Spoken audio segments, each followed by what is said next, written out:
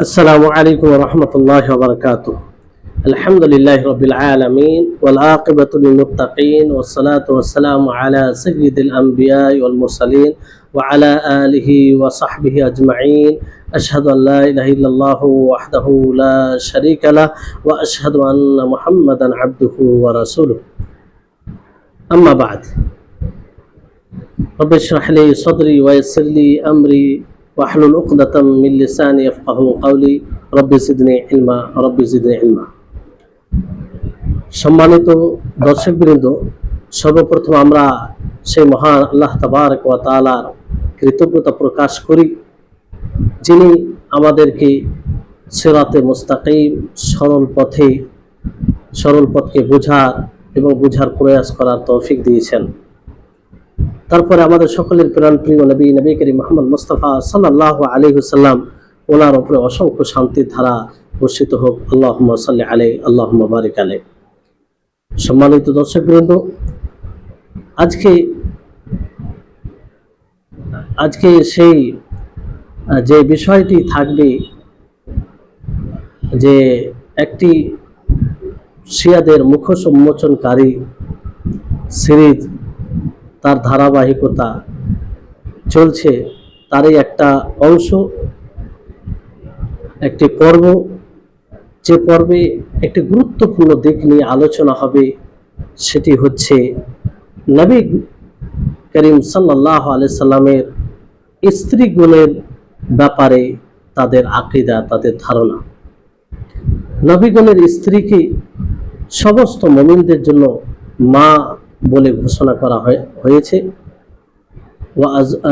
নবীগণের যতগুলো স্ত্রী রয়েছে, সমস্ত স্ত্রীগণ আমাদের সকলের জন্য মা। আমরা যেমন মায়ের ব্যাপারে কটু মন্তব্য করতে পারি না, মায়ের ব্যাপারে খারাপ ধারণা করতে পারি না, মায়ের উপরে মিথ্যা অপবাদ লাগাতে পারি না, অনুরূপভাবে তার চেয়েও বেশি বলা যেতে পারে যে আমরা নবীগণের স্ত্রীর উপরে এরকমটা কিছু করতে পারি না। কারণ আমরা নবীকে নিজের জান ও মাল সবচেয়ে ভালোবাসি। যে নবীর উপরে আমরা ঈমান এনেছি, সেই নবীগণের স্ত্রী আমাদের মা সমতুল্য। সেই নবীগণের স্ত্রী আমাদের মা, সেই মায়েদের ব্যাপারে আমরা কখনো খারাপ ধারণা রাখতে পারি না, কখনো বাজে মন্তব্য করতে পারি না, কখনো তাদের উপরে কটু মন্তব্য করতে পারি না। কিন্তু বড় দুঃখের বিষয়, বড় পরিতাপের বিষয় যে কিছু এক শ্রেণীর মানুষ, যাদেরকে আমরা শিয়া বলে জানি, যারা রাওয়াফিজ শিয়া, তারা নবীগণের স্ত্রীদের ব্যাপারে এমন জঘন্য আকীদা, জঘন্য ধারণা রাখে, আপনি শুনে অবাক হবেন। আপনার কর্ম সহ্য করবে না, আপনার জিহবাতে সেগুলো সহজে আসবে না। এত জঘন্য তাদের ধারণা, এত জঘন্য তাদের আকীদা। যখন মানুষকে সচেতন করার জন্য আমরা এগুলো কোট করে বলি, তখন আমাদের এই জিহবা বারবার বাধা দেয় যে এগুলো শব্দ কি করে উচ্চারণ করা হয়। কিন্তু করতে হবে। মানুষ না জানলে তাদেরকে আপন ভেবে বসবে, কারণ তারা ছদ্মবেশী, তারা ইসলামের মুখোশ পরে আছে, তারা ইসলামের মুখোশ পরে মানুষকে ধোঁকা দিচ্ছে, মানুষকে প্রতারিত করছে। ফলে এগুলো উন্মোচন করা, এগুলো মানুষের সামনে তুলে ধরা জরুরি, যাতে সত্যিকারে যারা মুসলিম, যারা নবী প্রেমী, যারা নবীগণের স্ত্রীগণকে ভালোবাসে, যারা সাহাবায়ে কেরামদেরকে ভালোবাসে, তারা জানুক যে আসলে শিয়া রাফিজি এরা সাহাবীদের দুশমন, এরা নবীগণের স্ত্রীগণের দুশমন, এরা মূলত নবীরও দুশমন। তো এটা যদি না জানে, তাহলে তো তাদের বাহ্যিক রূপ দেখে ধোকায় পড়ে যাবে। সম্মানিত দর্শকবৃন্দ, তো আসুন যে তাদের নবীগণের স্ত্রীদের ব্যাপারে কি ধারণা, কি আকীদা। শিয়াদের মাশায়েখ, শিয়াদের যে বিদ্বানগণ রয়েছে, শিয়াদের যে ওলামা, রয়েছে তাদের অনুযায়ী আয়েশা বিনতে সিদ্দিক রাদিয়াল্লাহু তাআলা আনহুমা আর হাফসা বিনতে ওমর রাদিয়াল্লাহু আনহুমা উভয় কাফির। নাউজুবিল্লাহ, নাউজুবিল্লাহি মিন যালিক। যে আয়েশা রাদিয়াল্লাহু তাআলা আনহা একজন ফাকিহা ছিলেন, মুফতিয়া ছিলেন, তিনার কাছে কত সাহাবী সাহাবিয়াত ইলম অর্জন করেছেন। রাসূল সাল্লাল্লাহু আলাইহি সাল্লামের কাছে অনেক কিছু তিনি শিখেছিলেন। রাসূল সাল্লাল্লাহু আলাইহি সাল্লামের স্ত্রী হিসেবে ছিলেন। সেই তার ব্যাপারে কি এরকম ধারণা রাখা যায় যে তিনি কাফের? নাউজুবিল্লাহ। হাফসা বিনতে ওমর, তার ব্যাপারেও তারা ধারণা রাখে যে কাফের। এইরকম ধারণা যে আয়েশা রাদিয়াল্লাহু তাআলা আনহা, নবী করিম মুহাম্মদ সাল্লাল্লাহু আলাইহি সাল্লাম স্পষ্ট করেছেন যে আয়েশা স্ত্রীগণের মধ্যে সবচেয়ে উত্তম। খাদিজা রাদিয়াল্লাহু তাআলা আনহার ব্যাপারও তো যাই হোক, খাদিজা আয়েশা উভয়ে রাসূল সাল্লাল্লাহু আলাইহি সাল্লামের নিকটে অধিকতর মানে প্রিয় ছিল। অন্য স্ত্রী গুণের তুলনায় প্রচন্ড ভালোবাসতেন, প্রচন্ড ভালোবাসতেন। আর সেই আয়েশা রাদিয়াল্লাহু তাআলা আনহার ব্যাপারে তাদের আকীদা, তাদের ধারণা যে তিনি কাফির ছিলেন। নাউজুবিল্লাহি মিন যালিক। শিয়াদের ওলামাদের এটাও আকীদা যে জাহান্নামের 7টি দরওয়াজার মধ্যে একটি দরওয়াজার নাম নাউজুবিল্লাহ আয়েশা রাদিয়াল্লাহু তাআলা একটি দরওয়াজা, 7টি দরওয়াজার মধ্যে একটি দরওয়াজা নাউজুবিল্লাহ আয়েশা রাদিয়াল্লাহু তাআলা আনহার জন্য হবে। নাউজুবিল্লাহি মিন যালিক। আল্লাহ এই সব জঘন্য কথা থেকে, এইসব জঘন্য আকীদা চিন্তাধারা থেকে মানুষকে হেফাজত করুন। এগুলো ঈমান বিনষ্টকারী, দ্বীন ধ্বংসকারী আকীদা ধারণা যে আয়েশা রাদিয়াল্লাহু তাআলা আনহার জন্য একটি জাহান্নামের দ্বার রয়েছে, 7টি দ্বারের মধ্যে একটি দ্বার আয়েশা রাদিয়াল্লাহু তাআলা আনহার জন্য। এই হচ্ছে তাদের আকীদা। সব এগুলো তাদের বইয়ে রয়েছে, নির্ভরযোগ্য বই, এগুলো কোনো হাওয়াই কথা নয়। সম্মানিত দর্শকবৃন্দ, আরো শুনুন, শুধু এটাই নয়, তারা এটাও বলে নাউজুবিল্লাহ, আল্লাহ তাআলার কাছে এর থেকে আমরা আশ্রয় চাইছি যে আয়েশা রাদিয়াল্লাহু তাআলা আনহা তিনি জিনা করেছিলেন, ব্যভিচার করেছিলেন। এই সব শব্দ বলতে বড়ই কষ্ট পাচ্ছি, বড়ই কষ্ট হচ্ছে। আপনাদেরকে শুনতে মনে হয় অনেক কষ্ট হচ্ছে, আপনাদের কান সহ্য হবে না যদি প্রকৃত আপনি রাসূলকে বেঁচে থাকেন, নবীগণের স্ত্রীগণকে ভালোবেসে থাকেন। এগুলো তাদের আকীদা, তাদের ধারণা যে আয়েশা রাদিয়াল্লাহু তাআলা আনহা তিনি ব্যভিচার করেছিলেন। নাউজুবিল্লাহি মিন যালিক। এরকম তারা ধারণা রাখে। এই জন্য তারা বলে যে তাদের যে মেহেদীর জন্য তারা অপেক্ষা করছে, যে ইমাম মেহেদীর জন্য অপেক্ষা করছে, সে যখন আসবে, সেই আসার পরে তাকে কবর থেকে বের করে, তথা আয়েশা রাদিয়াল্লাহু তাআলা আনহাকে কবর থেকে বের করে তার উপরে হাদ কায়েম করবে, তথা তাকে রাজম করা হবে। এর থেকে আর জঘন্য কোনো আকীদা হতে পারে? জি, তারা দাবি করে যে নবীকে নবী বলে মানে, অনেকেই বলে যে নবীকে তারা নবী বলে মানে, কিন্তু সেই নবীর স্ত্রীর ব্যাপারে এই ধারণা। আয়েশা রাদিয়াল্লাহু তাআলা আনহা ব্যাপারে তাদের এই ধারণা যে যখনই তাদের নিয়ন্ত্রণে সবকিছু আসবে, তাদের ইমাম আসবে, সেই ইমাম এসে সেই আয়েশা রাদিয়াল্লাহু তাআলা আনহার লাশকে বের করে রাজম করবে, তাকে তার উপরে হাত কায়েম করবে। কারণ তাদের ধারণা অনুযায়ী আয়েশা রাদিয়াল্লাহু তাআলা আনহা তিনি ব্যভিচার করেছিলেন, তিনি ব্যভিচারিণী। নাউজুবিল্লাহ। আপনি চিন্তা করুন, এই আকীদা রেখে, এই ধারণা করে তারা কি কোরআনের অস্বীকার করে না? তারা কি কোরআনের তাকযীব করে না? কোরআনকে মিথ্যা প্রতিপন্ন মনে করে না? কোরআনকে উপেক্ষা করে না? যে আয়েশা রাদিয়াল্লাহু তাআলা আনহার পবিত্রতার ব্যাপারে যে আয়েশা রাদিয়াল্লাহু তাআলা আনহা তিনি পবিত্র ছিলেন, তিনি এই রকম কাজ করেনি, সেই জন্য আল্লাহ তাবারক ওয়া তাআলা একটি আয়াত নয়, দুটি আয়াত নয়, তিনটি আয়াত নয়, বড় তিনটি আয়াত নয়, বরং 10টি আয়াত নাযিল করে সারা বিশ্বের মানব জাতি, সেই সময়ের মানবকে আর কিয়ামত পর্যন্ত সমস্ত মানব জাতিকে এই বার্তা দিয়েছেন যে আয়েশা রাদিয়াল্লাহু তাআলা আনহা তিনি এই কাজ করতে পারেন না, তিনি পবিত্র ছিলেন, তিনার পবিত্রতায় কোনো দাগ পড়েনি, তিনার ইজ্জত সম্মান আরো আল্লাহ তাআলা বাড়িয়ে দিয়েছিলেন।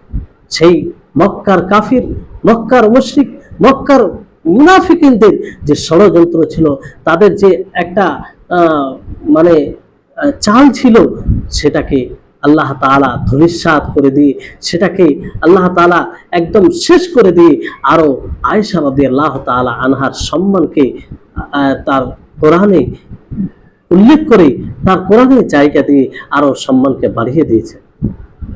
তাহলে বলুন, যে আয়েশাকে তারা চিনতে পারলো না, যে আয়েশার ব্যাপারে এত জঘন্য আকীদা রাখে, সে ইসলাম, সে মুসলিম হতে পারে? সে কোনোদিন মানে প্রকৃত ইসলামকে বাস্তবায়ন করতে পারে? সে আপনার কোনোদিন হতে পারে? সে ইসলামের ভ্রাতৃত্বের ছায়াতলে আসতে পারে?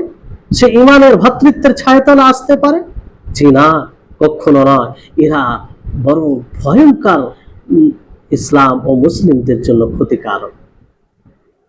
আম্মা আয়েশা রাদিয়াল্লাহু তাআলা আনহাকে তারা চিনতে পারেনি, বাকি উম্মাহাতুল মুমিন তাদেরকেও তারা চিনতে পারেনি, তাদেরকেও তারা শুধু চিনতেই পারেনি, এই কথাটা কম হয়ে যাবে, বরং তাদের ব্যাপারে তারা একদম জঘন্য আকীদা, যেগুলো সংক্ষিপ্তভাবে আপনারা শুনলেন। তাহলে এই হচ্ছে বিষয়।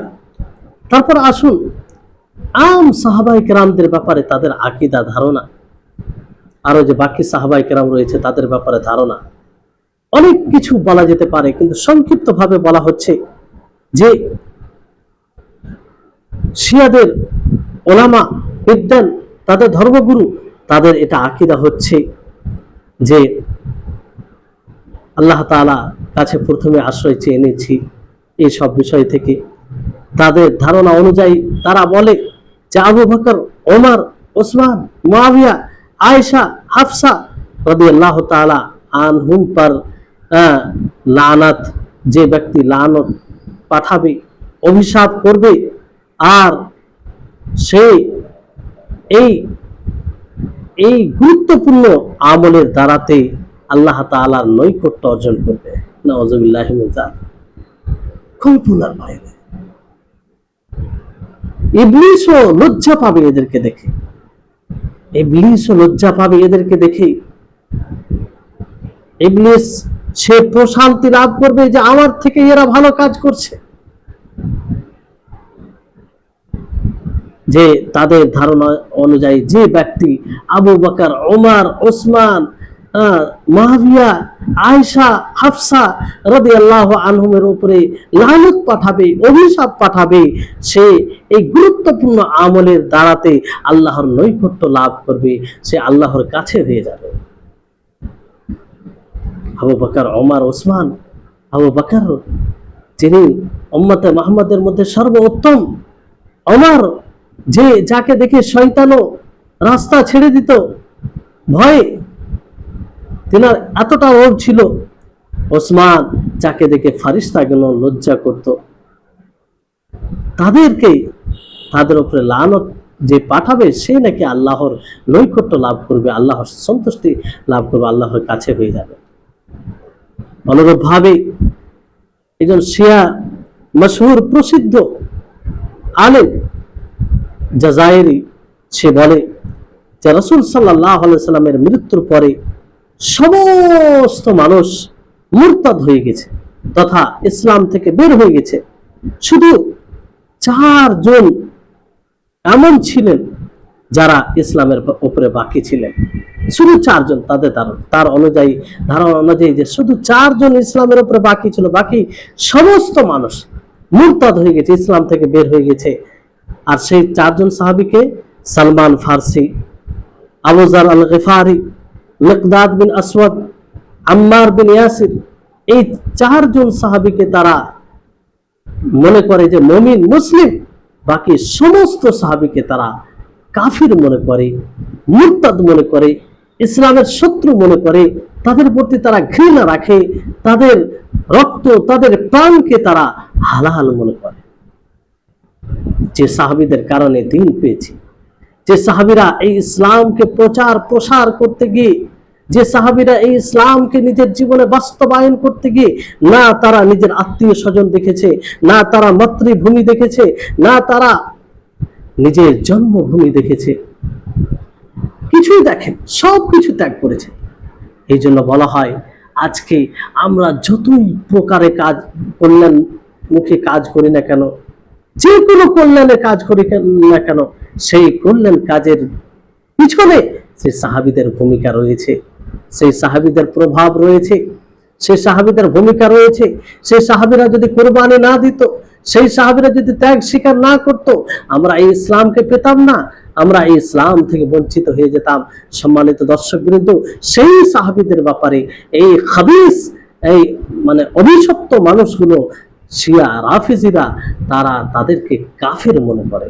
সেই 4 জন সাহাবীকে বাদ দিয়ে, সেই 4 জন সাহাবীকে সালমান ফারসি, আবু যর গিফারি, মিকদাদ বিন আসওয়াদ আর আম্মার বিন ইয়াসির, কত চোখন লাগে সমস্ত সাহাবীকে। তারপরে শিয়াদের ইমাম বড় ইমাম, ইমামে আজম যাকে বলা হয়, যাকে ইমামে আজম বলা হয়, সে বলে যে যাকে সাহাবীর নাম দেওয়া হবে, সে আসলে, যাকেই সাহাবীর নাম দেওয়া হয়েছে, সে আসলে মুনাফিকিন ছিল। সে আসলে এর অর্থ হচ্ছে তার নিকটে সমস্ত সাহাবী, কয়েকটি সাহাবী বাদ দিয়ে সমস্ত সাহাবী মুনাফিকিন ছিল। মুনাফিকিনদের ঠিকানা আল্লাহ তাআলা কি বলে, ইন্নাল মুনাফিকিনা ফি দারকিল আসফালি মিনান নার। নাউযুবিল্লাহ, তারা এই ধারণা রাখে যে সমস্ত সাহাবী, কিছু সাহাবী বাদ দিয়ে তারা মুনাফিক ছিলেন। মুনাফিক মানে কি, যে বাইরে এক ভিতরে এক, বাইরে ইসলাম ভিতরে ইসলাম প্রতি বিদ্বেষ, ভিতরে ইসলাম বিরুদ্ধে ষড়যন্ত্র, ভিতরে ইসলামকে শেষ করে দেওয়ার ষড়যন্ত্র, এগুলো সাহাবারা নাকি এটাই ছিল। নাউযুবিল্লাহ, যে এই ধারণা রেখে, এই আকীদা রেখে তারা কোরআনকে অস্বীকার করে, তারা কোরআনকে কিছুই মনে করে না। আর কোরআনকে তারা কি মনে করবে, কোরআনকে তো তারা বিকৃত মনে করে। যে কোরআনের আকীদা সম্পর্কে আপনারা পূর্বের পর্বে শুনেছেন যে তাদের ধারণা কোরআন সম্পর্কে কি। কোরআনে আল্লাহ তাবারক ওয়া তাআলা বলেছেন যে সমস্ত সাহাবীকে কেন্দ্র করে আল্লাহ তাআলা বলেছেন রাদিয়াল্লাহু আনহুম ওয়া রাদু আন, যে আল্লাহ তাআলা তাদের প্রতি সন্তুষ্ট, তারা আল্লাহর প্রতি সন্তুষ্ট। আল্লাহ তাআলা তাদের ঈমানকে আদর্শ বানিয়ে বলেছেন যে যদি তোমরা তাদের মতো ঈমান নিয়ে আসো তাহলে তোমরা হেদায়েত প্রাপ্ত হবে, তোমরা হেদায়েতের পথে আসো, তাদের মতো ঈমান নিয়ে আসতে হবে। জি, এই হচ্ছে সাহাবায়ে কেরাম। আর সেই সাহাবীদের ব্যাপারে তারা এই জঘন্যতম আকীদা রাখে, কি ন্যাক্কারজনক তারা আকীদা রাখে। একটু চিন্তা করুন, তাদেরকে চিনুন, তাদেরকে জানুন, তাদেরকে বুঝুন। যারা সাহাবীর হয়নি তারা আপনার কি করে হতে পারে? যারা সাহাবীর ব্যাপারে আল্লাহ তাআলার নিকটে যে সব লোকেরা প্রিয়, আল্লাহ তাআলার নিকটে যে সব লোকেরা একটা স্থান লাভ করেছে, সেই সব লোকদেরকে তারা জায়গা দিতে পারেনি, তাদেরকে তারা ভালোবাসতে পারেনি, বরং তাদেরকে তারা দুশমন মনে করে, শত্রু মনে করে, তাদেরকে মুরতাদ কাফের মনে করে। তা আপনাকে কি করে তারা আপন মনে করবে? এই জন্য এই ভুল ধারণায় থাকিয়েন না, তাদের বাহ্যিক রূপ দেখে প্রতারিত হইেন না, সতর্ক হন। আল্লাহ তাআলা বলেন হুমুল আদু ফাহযারহুম, যারা আপনার শত্রু তাদের থেকে আপনি সতর্ক হন, তাদের থেকে আপনি বিরত থাকেন। সম্মানিত দর্শকবৃন্দ, তাহলে এই হচ্ছে সংক্ষিপ্তভাবে আপনাদের সামনে তুলে ধরলাম যে তারা নবীগণের স্ত্রীদের ব্যাপারে তাদের আকীদা, তাদের ধারণা কি, আর আম সাহাবীদের ব্যাপারে তাদের ধারণা কি। আপনি অবাক হবেন, তারা যখন কালিমা পাঠ করে তখন সেই কালিমার সাথে বলে যে ওয়া আল আনু আলা আবি বকর ওয়া উমর ওয়া উসমান নাউযুবিল্লাহি মিন যালিক। জি, তাদের উপর অভিশাপ পাঠায়। আল্লাহ তাআলা যেন আমাদের সকলকে বুঝার তৌফিক দান করেন। আর আপনাদের সকলকে অনুরোধ করি যে এই ভিডিওটি অন্যের নিকটে শেয়ার করে তাদেরকেও সুযোগ করে দিন, তারাও যেন জানতে পারে যে তারা নবীগণের স্ত্রীদের ব্যাপারে কি ধারণা রাখে আর আম সাহাবীদের ব্যাপারে কি ধারণা রাখে, যেন জেনে তাদের থেকে মানুষ সাবধান সতর্ক থাকতে পারে, তাদের এই বিভ্রান্তি জালে না ফেঁসে যায়, আর নিজে বুঝে যেন তাদের থেকে মানুষকে সতর্ক করতে পারে। আল্লাহ তাআলা যেন আমাদের সকলকে তাদের ষড়যন্ত্র থেকে হেফাজতে রাখেন। আর আল্লাহ তাআলা যেন আমাদের সকলের আমলকে কবুল করেন, আমাদের সকলকে যেন মুখলিস হওয়ার তৌফিক দান করেন। ওয়া আখির দাওয়ানা আনিল হামদুলিল্লাহি রাব্বিল আলামিন। আসসালামু আলাইকুম ওয়া রাহমাতুল্লাহি ওয়া বারাকাতুহু।